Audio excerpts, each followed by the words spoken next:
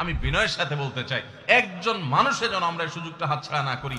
আল্লাহ তাআলা দুনিয়ার আসমানে এসে তারপরে বান্দাকে ডেকে ডেকে বলেন, আলা মিন মুবতালান, তোমাদের মধ্যে কেউ কি অসুস্থ আছো, ফাআফিয়াহু, আমি তাকে সুস্থতা দান করব। আলা মিন মুস্তাগফিরিন ফাগফির লাহ, তোমাদের মধ্যে কেউ কি আছো ক্ষমা প্রার্থনাকারী, আমি তাকে ক্ষমা করে দিব। এভাবে ডেকে ডেকে আল্লাহ তাআলা দিতে থাকেন। 24 ঘন্টার ভিতরে দোয়া কবুলের সবচেয়ে আদর্শ সময়, যে সময়ের দোয়া কবুলের সম্ভাবনা সবচেয়ে বেশি, সেটা হলো ভোর রাতের সময়টা। আল্লাহ সুবহানাহু ওয়া তাআলা ডেকে ডেকে বান্দার ক্ষমা ঘোষণা করেন, বিপদ আপদ দূর করেন, অসুখ বিসুখ দূর করেন। এই সময়টা হলো রাতের শেষ প্রহর, ফজরের আগের সময়টা, তাহাজ্জুদের সময়টা। 11 মাস ধরে আমরা নানা ব্যস্ততার অজুহাতে আমাদের তাহাজ্জুদ পড়ার সুযোগ হয় না, ভোর রাতে ওঠার সুযোগ হয় না। ভাইরা আমার, রমাদানের মাস, আপনি তো সাহরি খাইতে প্রায় প্রতিদিনই উঠছেন। আপনার যেহেতু সাহরি খাওয়ার উদ্দেশ্যে উঠাই লাগে, তো আপনি কেন এই মাসে সাহরির সময় ভোর রাতের এই সময়টাতে যখন আল্লাহর সাধারণ ক্ষমা ঘোষণা করেন, ওই সময়টাতে আপনি কেন শুধুমাত্র খেয়ে পরে আপনি মসজিদে চলে যাবেন ফজরের জন্য? অবশ্যই আপনি সাহরি খেতে উঠলে 2-5 মিনিট সময় বের করে বিশেষভাবে আল্লাহর কাছে দোয়ায় মনোনিবেশ করবেন। আমাদের একটা বড় ভুল হলো সাহরির এই সময়টাকে দোয়ায় আমরা মনোনিবেশ করি না। সম্ভব হলে 2 রাকাত নামাজ পড়েন, 4 রাকাত নামাজ পড়েন। সেটা যদি না পারেন তো সাহরির খানা শেষে অথবা আগে আপনি আপনার রুমে গিয়ে লাইট বন্ধ করে নিরিবিলি জায়গায় একটু আল্লাহর কাছে হাত তুলে একটু চোখের পানি ফেলে চান, দোয়া করেন। দোয়ার এই সুযোগটা 11 মাস আপনি পান না, রমজান মাসে সাহরির উসিলায় পেয়েছেন, তো আপনি সেই সুযোগটা কেন হাতছাড়া করবেন? আমি বিনয়ের সাথে বলতে চাই, একজন মানুষের যেন আমরা এই সুযোগটা হাতছাড়া না করি। আমি পারতপক্ষে কোনোদিন এই সুযোগটা হাতছাড়া করি না ভাইরা। যেদিন কিছুই করতে পারি না, ওইরকম দোয়া করার সময় হয়তো নাই, কোনো কারণে দেরি হয়ে গেছে উঠতে উঠতে, ওই দিন খাইতে খাইতে মনে মনে দোয়া করার চেষ্টা করি, প্লেটটা ধুইতে ধুইতে দোয়া করার চেষ্টা করি। কারণ মুয়াজ্জিন ফজরের আজান যখন দেন, ওয়াক্ত যখন হয়, তার আগ মুহূর্ত পর্যন্ত আল্লাহ তাআলা দুনিয়ার আসমানে এসে তারপরে বান্দাকে ডেকে ডেকে বলেন, আলা মিন মুবতালান, তোমাদের মধ্যে কেউ কি অসুস্থ আছো, ফাআফিয়াহু, আমি তাকে সুস্থতা দান করব। আলা মিন মুস্তাগফিরিন ফাগফির লাহ, তোমাদের মধ্যে কেউ কি আছো ক্ষমা প্রার্থনাকারী, আমি তাকে ক্ষমা করে দিব। এভাবে ডেকে ডেকে আল্লাহ তাআলা দিতে থাকেন। টোটাল 24 ঘন্টার মধ্যে যেই সময়টার দোয়া ফেরত দেয়া হয় না, যেই সময়টার দোয়া মিস হওয়ার সম্ভাবনা খুবই কম, আপনার দোয়ার বেসিক শর্তগুলো ঠিক থাকলে এই দোয়া কবুল হওয়ার সম্ভাবনা জোরালো, সেই সময়টা হলো ভোর রাতের সময়টা।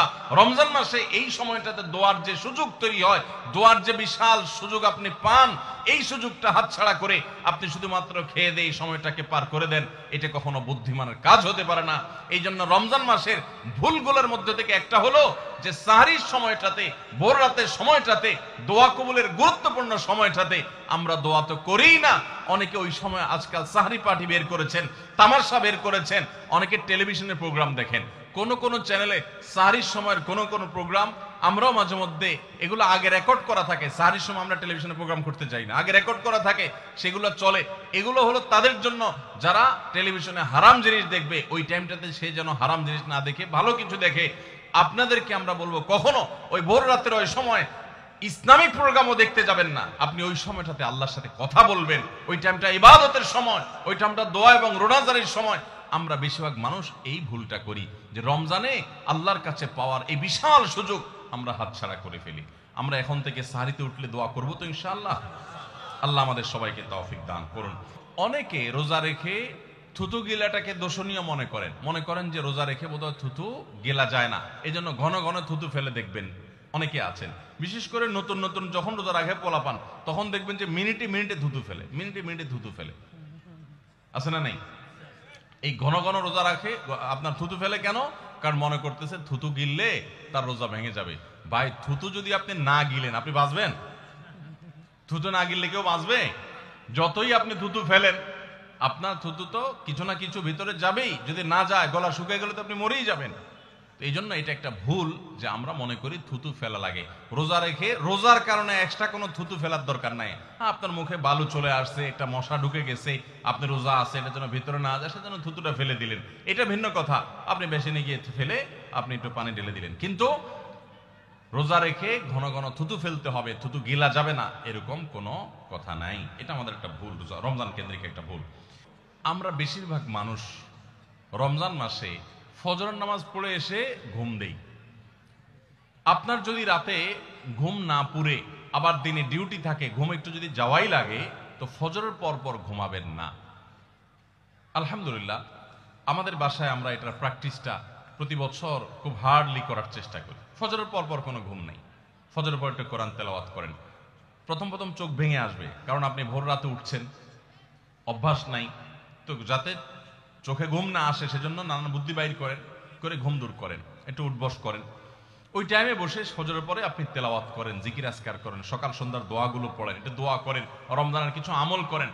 এশাকের নামাজের ওয়াক্ত হয়ে গেছে, 2 রাকাত নামাজ পড়ে এরপর আপনি পারলে দরকার হলে শুয়ে যান, কিন্তু ফজরের পর পর শুয়ে যাবেন না। এটা একটা ভুল, কারণ নবী করিম সাল্লাল্লাহু আলাইহি সাল্লাম সকালের এই সময়টার জন্য দোয়া করেছেন, আল্লাহুম্মা বারিক লি উম্মতি ফি বুকুরিহা, আল্লাহ আমার উম্মত জন্য সকালের সময়টাতে বরকত দান করুন। আর ওই সময় আপনি ঘুমায় থাকছেন।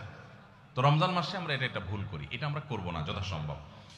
আমরা যারা নিয়মিত আজানের জবাব দেই, আজানের জবাব দেওয়া একটা আমল, আপনারা জানেন তো, মুয়াজ্জিন যা বলে তার সাথে সাথে তা বলা, তার পরপর সেটা বলা। মুয়াজ্জিন যখন আল্লাহু আকবার বলে, তখন আপনিও আস্তে আস্তে করে আল্লাহু আকবার বলবেন। মুয়াজ্জিন আবার যখন আল্লাহু আকবার বলবে, আপনিও আল্লাহু আকবার বলবেন। মুয়াজ্জিন যখন আশহাদু আল্লা ইলাহা ইল্লাল্লাহ বলবে, আপনিও আশহাদু আল্লা ইলাহা ইল্লাল্লাহ বলবেন।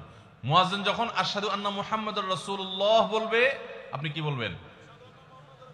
আশহাদু আন্না মুহাম্মাদুর রাসূলুল্লাহই বলবেন। অনেকে সাল্লাল্লাহু আলাইহি সাল্লাম পড়ে, সাল্লাল্লাহু আলাইহি সাল্লাম পড়বেন হলো আজানের শেষে, কিন্তু আজান চলাকালীন আশহাদু আন্না মুহাম্মাদুর রাসূলুল্লাহই বলবেন।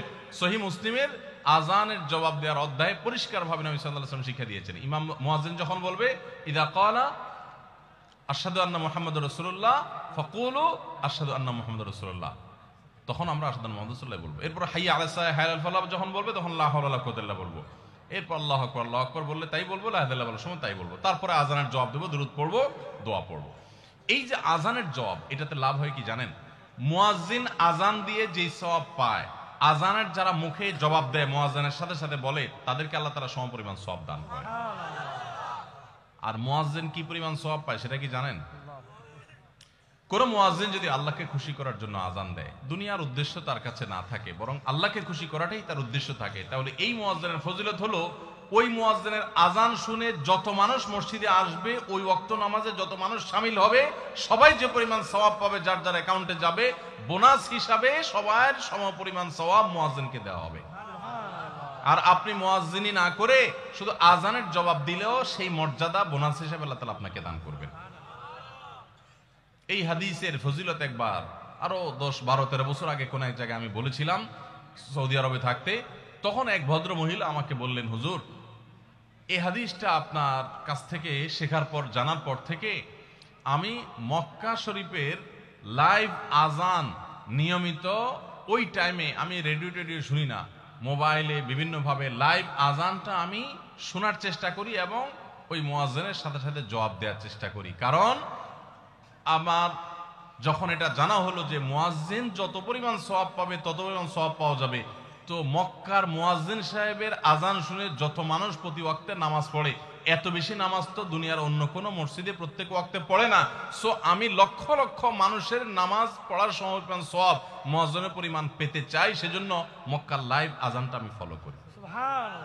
আমি অবাক হয়ে গেলাম, মানুষ আল্লাহর সন্তুষ্টির জন্য কত ভাবে চেষ্টা করে, অথচ আমরা হেলায় হারিয়ে ফেলি। আপনার মহল্লার যে আজানটা সবার আগে আপনার কানে আসে, আপনার মহল্লার আজান, ওটা জবাব আপনি দিবেন, এরপর বাকিগুলো আপনি দিতে পারলে দিবেন, না দিতে পারলে না। এই যে আজানের জবাব, এই আজানের জবাবটা আমরা অনেকে 12 মাসে একটু আধটু দেওয়ার চেষ্টা করলেও রমজান মাসে মাগরিবের নামাজের আজান, এটার জবাব নিয়মিত আজানের জবাবকারীরাও দেয় খুব কম। এটা রমজানের একটা ভুল। কেন দেয় না? কারণ সেই আসরের পর থেকে নিয়ে 10-12 পদ, 13 পদ, 14 পদ ইফতার সামনে নিয়ে বসে যে দাঁত কচকচ কচকচ করতেছিল, হাতগুলো শুধুমাত্র আকুপাকু করতেছিল যে কখন আপনার বেগুনি ধরবে, কখন পেঁয়াজু ধরবে, কখন বুটমরিতে হাত দিবে। যখন আকুপাকু করতেছিল, সূর্য ডুবছে, মুয়াজ্জিন সাহেব আল্লাহু আকবার হাঁকা শুরু হয়েছে, আর হুমড়ি খেয়ে অমনে ঝাঁপায়া পড়ছে, খাইতে খাইতে কখন আজান শেষ হয়ে গেছে টেরও পায়নি। ঠিক না ঠিক? আপনি খান, ওয়াক্ত হয়ে গেছে, সাথে সাথে আপনি খেলেন, আজান শুনলেন, সাথে সাথে আপনি খেলেন, ভালো কথা। একটু মুখে দিয়ে খেতে খেতে, খাওয়ার ফাঁকে ফাঁকে মুয়াজ্জিনের আজানের জবাবটা দিয়ে ফেলেন। কিন্তু ম্যাক্সিমাম মানুষ আমরা এই ভুলটা করি। আমি খেয়াল করে দেখেছি, যারা নিয়মিত আজান দেয় তারাও আজানের জবাব দেয়, তারাও দেখেছি এটা করে না, অর্থাৎ ভুল হয়ে যায়। তাহলে আমরা লক্ষ্য করব তো ইনশাআল্লাহ মাগরিবের সময় ইফতারের ফাঁকে ফাঁকে আমরা আজানের জবাব দিয়ে দিব। আস-সুন্নাহ ফাউন্ডেশন, উম্মার স্বার্থে সুন্নাহর সাথে।